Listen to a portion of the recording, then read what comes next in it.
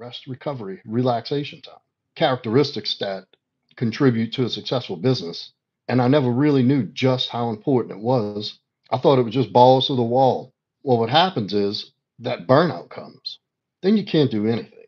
Then you're useless to everybody. And not only have you burned yourself out, you're threatening potential opportunities because you're not available. Your overall quality of life will go up. Real burnout is you just physically, mentally, and emotionally spent, where you're not going to function efficiently.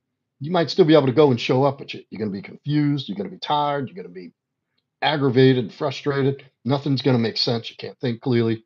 You feel drained. You make mistakes, prone to make more mistakes.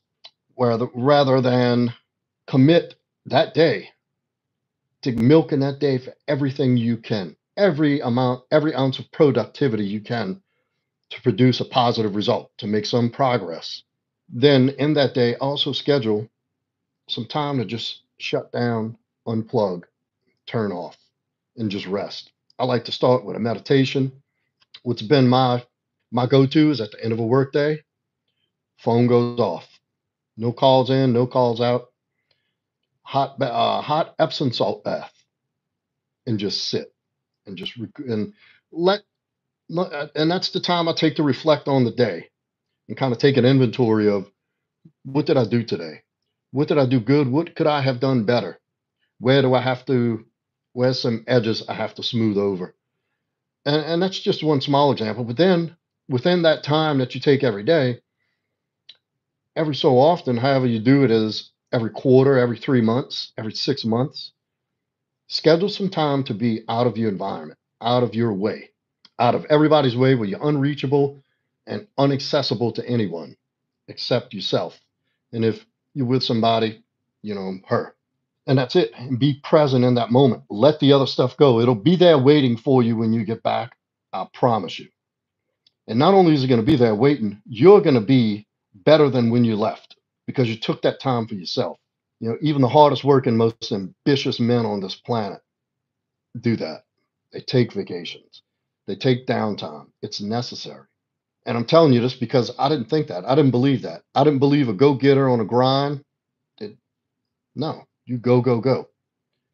Work now, rest later. Well, if you're not intentionally putting time for rest and recovery and relaxation into your schedule, you're missing it because it's not even going to come to the forefront until it's too late. Till you find it hard getting out of bed and you can't think straight. You're burnt out. You really don't feel like, and you know, that's burnout and it will happen. And it takes years off of your progress in your life. It sets you further back than it's put you ahead by putting all that time in, running yourself into the ground. I've had experiences in the past where I would go on a vacation. I'd just be thinking about work the whole time. Wasn't even there. I'd just as soon been at work. My ex and I together. And she's like, What's wrong? You look worried." I'm like, "Oh, no, no, I'm not worried." And she knew there was something like I wasn't there. I wasn't present. I wasn't being in the moment. And that kind of puts a damper on things. It ruins the experience.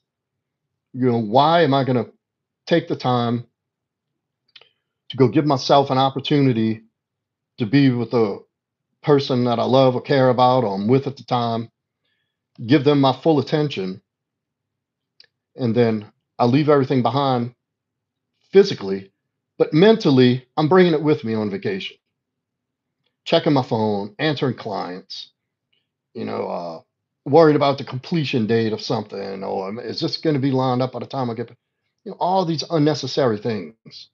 And that's just another thing that I learned through experience the hard way. And I never really had anybody to say, demand some downtime for yourself, from yourself.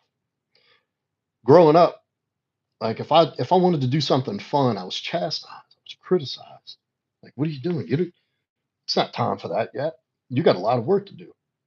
Work first. When all the work's done, then you play. Well, guess what? That's impossible. The work's never done. The work will always be there. What's not going to be there are the quality years of your life and the quality times in life that you spend doing the things that you really enjoy, that fulfill you outside of your purpose you live in. The quality time that you spend with others is limited. You're not guaranteed every day. We're not guaranteed to wake up every day. That's one certainty is how uncertain life is. And it's not guaranteed that you're going to wake up and have an opportunity to do that again. And at the end of the day, after the experience, it brings so much back to me to be able to refill my cup in that area that it just pays dividends. It just ripples into the rest of my life and it makes me a better person, a better man for everything I'm doing and everybody who's in my life. Very undervalued, definitely not talked about nearly enough.